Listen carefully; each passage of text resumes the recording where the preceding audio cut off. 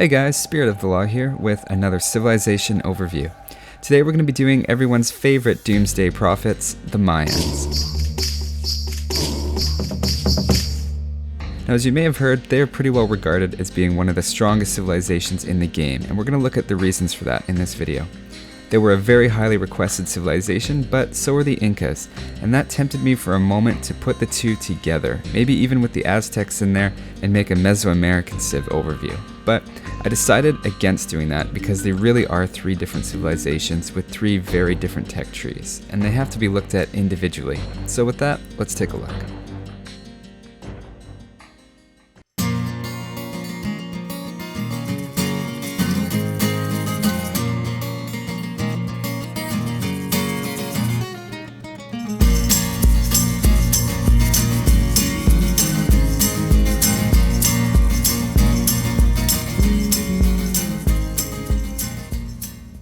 First, let's look at the Mayans team bonus.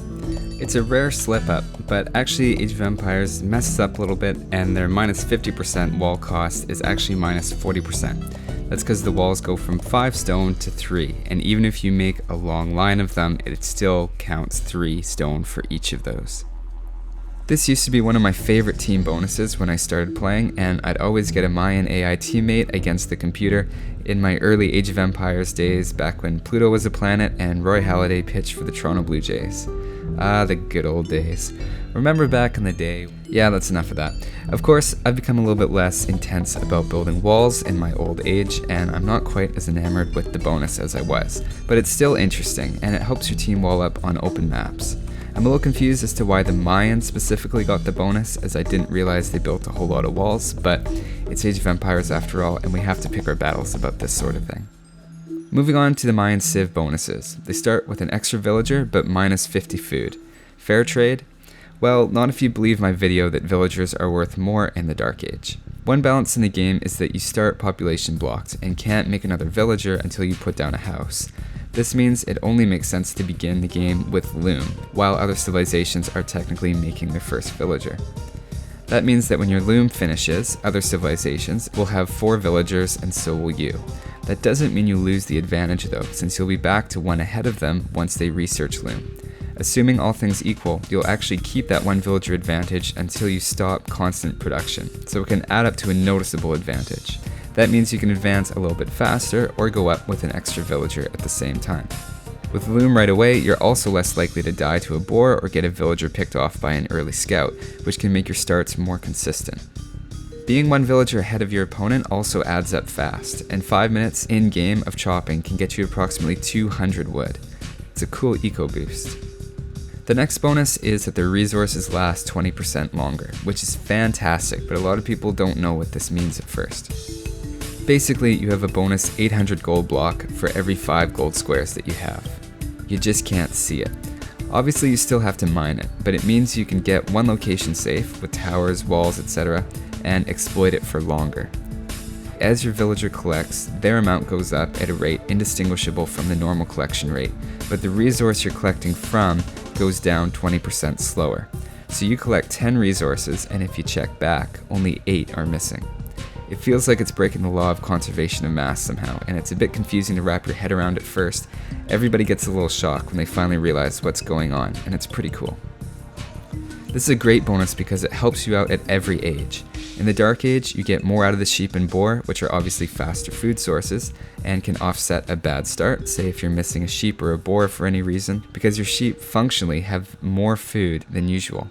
Although bear in mind the decay rate is the same, so it's not exactly like the sheep had 120 food.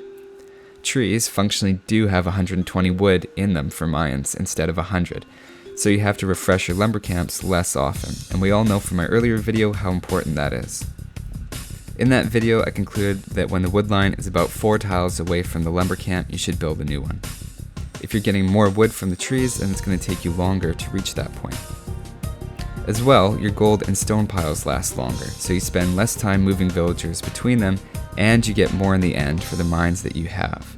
Just make sure you're also claiming those mines in the open map, or your opponent might run out in their home mines first, and then claim the others on the map while you're still happily mining at home. I hope you're starting to see, if you didn't already, that this bonus pays off for your economy in a lot of tiny ways that add up over the game. It's not on the same level as a 20% collection rate or anything like that. That would be insane. But this is the next best thing. Their third civ bonus is that archers are cheaper by 10% in feudal, 20% in castle, and 30% in imperial. That's an awesome bonus. The archer line in feudal age is 23 wood and 41 gold. In castle age, it's 20 wood and 36 gold, and in imperial, the arbalest is 18 wood and 32 gold. Everyone else is paying 25 wood and 45 gold for the same unit. Crazy, hey? And people say Britons are the archer civ. Their unique unit is the Plumed Archer. I'm just kidding, it's pronounced the Plumed Archer, you know, like feather plumes. There is no chance at all that up until this year I've been pronouncing it the Plumed Archer. I don't know why you'd even think that. I mean, like what, plums? Like they're shooting plums? Or they are plums? That doesn't make any sense. Seriously though, someone should make a mod to replace the Plumed Archer with the Plumed Archer, which just shoots plums, or has a plum for a head. I would be eternally grateful for that mod. In fact, I would probably give the person that made it my cat. And I'd even sign her. Okay, so while someone is off working on that, I had a test I wanted to run. Who do you think would win one-on-one, the elite longbowman or the elite plumed archer? Even if we start them with the plumed archer out of range and having the longbowman get an extra shot in, the plumed archer still wins. Now I'm not saying the plumed archer is a replacement for the longbow, which can snipe onagers and back up an army with 12 range, but it's pretty notable that the plumed archer ends up winning, especially since it costs 32 wood and gold versus 35 wood and 40 gold for the longbow. But everybody says longbows are only good when they're above a critical mass, so let's do 40 longbows versus 40 plumed archers. As you can see, the plumed archers still win. Pretty good, hey? The Mayan unique tech increases Eagle Warrior HP by 40. That puts their Eagle Warriors up to 100 health points. Now that's not crazy since Paladins do get up to 192 health points with the Franks and have a higher attack, which highlights how weak Eagle Warriors normally are. One thing they have going for them is their really high Pierce armor though, and we'll take a look at their utility as infantry in the infantry part of the overview. Now let's look at the Forgotten Empire's changes. Not surprisingly, the Mayans got their archery claws trimmed a little bit, similar to what the Huns and their cavalry archer cost. The new technology, Obsidian Arrow, gives archers +3 attack versus building. Now unlike what you may have heard, this does not affect plumed archers. Instead, the plumed archers get a hidden change that I just about missed, and their cost actually goes up to 50 wood and 50 gold. After you factor in the cheaper archers in Imperial Age, that's 36 wood and 36 gold. If anything, it seems like these changes are meant to make the arbalest line a little bit more tempting, to give the arbalest some kind of edge on the cheaper and stronger plumed archer. Arbalests are 17 wood and 32 gold for reference, although keep in mind arbalests are slower, their HP is 40 instead of 65, and they have less pierce armor. Still, it's enough to give you pause when you're thinking about which one to pick. I feel like I've already been talking about them quite a bit, but let's take a look at the Mayan archery range as a whole. To be honest, it's not quite as nuts as it might have sounded up to this point, and it's missing a lot. No hand cannoneer or cavalry archers, obviously, because no cavalry of any kind. This puts the Mayans in the difficult, really good at one thing but not strategically flexible category. And traditionally, I don't favor that as much. Civilizations like that make you a bit more predictable, which, to be fair, may not matter if nobody can handle the strategy you're using. That's kind of how I feel about the Mayan archers, and their plumed archers are pretty tough to handle in the Castle Age, even if you know they're coming. It's just too early in the game to have enough mangonels, rams, and skirmishers to keep them under control, unless you're way better or something, in which case it doesn't matter what civ anybody is. Even in the Forgotten Empire's expansion, the plumed archers are still really cheap, and their stats are exceptional for archery range units. If we throw it in the mix with the rest of the archery range, I can really overlook all the X's in the tech tree. Put it this way, you probably wouldn't be building cavalry archers, even if you had them. A plumed archer is less than half the gold cost of a cavalry archer and works about as well. It's an A+ from me for the archers. Mayans versus Britons for better archers is a seriously hot debate that I'm not going to get into right now, and it would need its own video to settle. I'll just be diplomatic and say they're both great. Now let's take a look at the infantry. Looking at the usual infantry units, the spear line is solid, and the swordsman line is a bit below average since it's missing the champion. They're the first civ I've covered that has the Eagle Warrior though, which means it's a good time to take a look at it. If I had to compare the Eagle Warrior to something in terms of base stats, it's roughly the same as a knight without bloodlines. 100 HP, 9 compared to 10 attack, and 4 base armor in total. The Eagle Warrior doesn't function exactly like a knight though, because it doesn't have any weakness to spears, and its armor leans more toward pierce than melee. That makes it a bit better at raiding towns, and a bit weaker in combat on the field against infantry. There's a couple of bonuses I want to point out about it though. First of all, unlike the knight, they have a great line of sight. They're the Mayans version of a scout cavalry with Huskarl-like attributes mixed in there as well. Speaking for the elite eagles, they also get a slight bonus to cavalry. It looks like it's about 4 extra damage, which means functionally they're a bit better than you would expect looking at their numbers, but they're not a replacement for halberdiers against cavalry by any means. They also have a bonus versus siege of +5 and do +10 damage against monks, combined also with natural conversion resistance. This means their strengths are against siege, archers, monks, and their weaknesses are against anti-infantry units like the hand cannoneer, other infantry, and strong cavalry like the paladin. In the HD version, advancing through the ages gives an attack bonus to the Eagle Warriors, and that goes away when you go up to elite. Forgotten Empires, on the other hand, uses Eagle Scouts instead, which have the same stats as the Eagle Warrior in the old Age of Empires games right at the beginning. The difference is that the increased attack that used to be automatic as you age up has now turned into an upgrade that costs 200 food and 300 gold. I really don't mind the idea though, especially because the Eagle Warrior is stronger than the Scout Cavalry that other civs start with, and I really like the idea of adding new skins into the game anywhere we can. The drawback of Eagle Warriors is the gold cost, and as well, they have the big weakness to other infantry units, especially the swordsman line. One could argue the Mayans compensate for this with the cheap archers, which generally counteract infantry pretty well. And you could argue that the cheap archers and the strong economy together offset the cost of the Eagle Warrior too. That was probably more info about the Eagle Warrior than we needed for this overview, but like I said, it's the first time they've come up. Going back to the big picture for Mayan infantry, I would give them a B. I guess my impression is that they're beaten by every other infantry civilization by quite a bit, but they do have the basics, and the Eagle Warrior has a place in the game for sure. The Eagle Warrior really hits its stride in the late game when it's raiding trade and town centers, especially after that +40 HP tech, of course. So normally we'd be doing cavalry next, but there is no cavalry, of course. We could make the argument that the Eagle Warrior should go here because it moves fast, but it's not really the same, and it's technically infantry. So we'll just leave it as not applicable. Okay, now let's take a look at Siege. The key techs missing are Siege Engineers, Siege Onager, and the Bombard Cannon. The missing Siege Onager isn't a big deal, as it's a very expensive upgrade and usually isn't worth getting except to cut down trees in the HD version. In the Forgotten Empires expansion, you don't need the Siege Onager to do that, making it even less useful. The lack of Bombard Cannon is a minor inconvenience, but it's not a big deal. Missing Siege Engineers though does hold back the rest of the siege considerably, so that's a strike against them. With access to all the important siege units and techs, it looks like a run-of-the-mill B+ siege tree to me. That's to say that when you're using it, you have the options you need most of the time, but I wouldn't go trying to fight a siege civilization with your own. Why would you want to anyway with Eagle Warriors? Okay, now let's take a look at the Monastery. Well, you probably know my opinion that monks aren't super important, but that being said, it's nice to have redemption as an option. That's the tech that allows you to convert other buildings and siege. I don't see much point at getting monks if you don't have that technology, to be honest, except maybe to collect relics. Heresy and Faith are there if enemy monks are a big problem, which is nice to see. Overall, it's a C for me, because of the lack of any monk bonuses and no redemption. Now let's take a look at the Navy. I don't know about you, but I always find it's a hollow victory on the water when I win it, but I don't have cannon galleons. Let me back up though.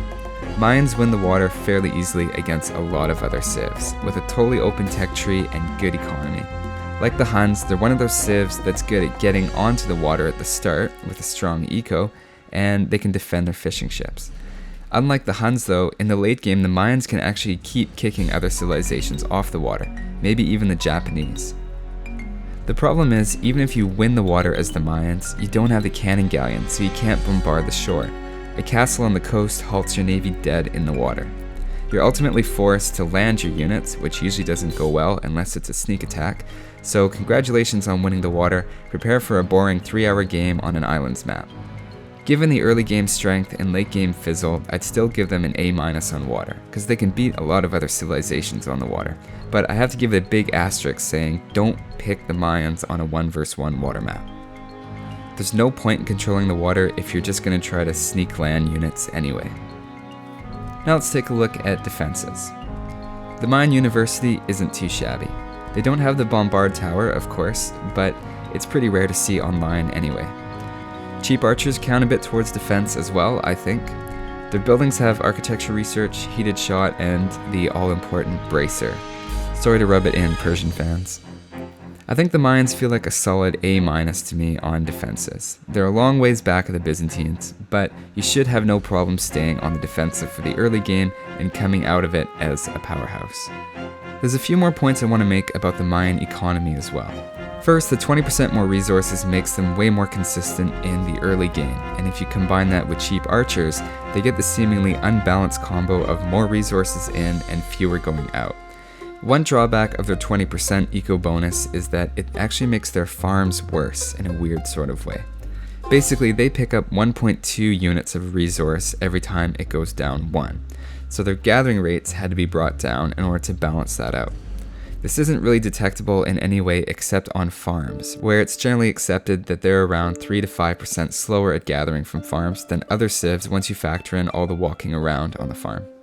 Keep their slower farm penalty in mind when you count on farms in the Dark Age as part of your build. Looking at the rest of their tech tree, they are missing the last gold mining tech. But if I'm counting the cheap trash as a Byzantine eco bonus, then I have to do the same with the cheap archers for the Mayans. Ultimately, like a good ecotech, the cheaper archers lets them build the unit for longer in the game. All things considered, I'd give the Mayans an A+ for economy. It's really quite noticeable in the mid-game that you seem to do everything the same and you end up with more resources somehow. That's just how it feels to me. If you're all about booming your economy, you may find the resources are coming in faster than you can use them if you're playing as the Mayans. You can really support a huge army of archers in the late Castle Age and early Imperial Age, for example, and where the archers lack the knockout punch against defenses and buildings, you can always end up supplementing it with siege and eagle warriors a bit later too. I've always been pleasantly surprised by the Mayan economy, and they're definitely one of the best for that in the game. So to wrap up, the Mayans are an economic powerhouse with some, I think, really underrated archers, especially the Arbalest. I can see them being commonly played as a fast castle to archers type of civilization.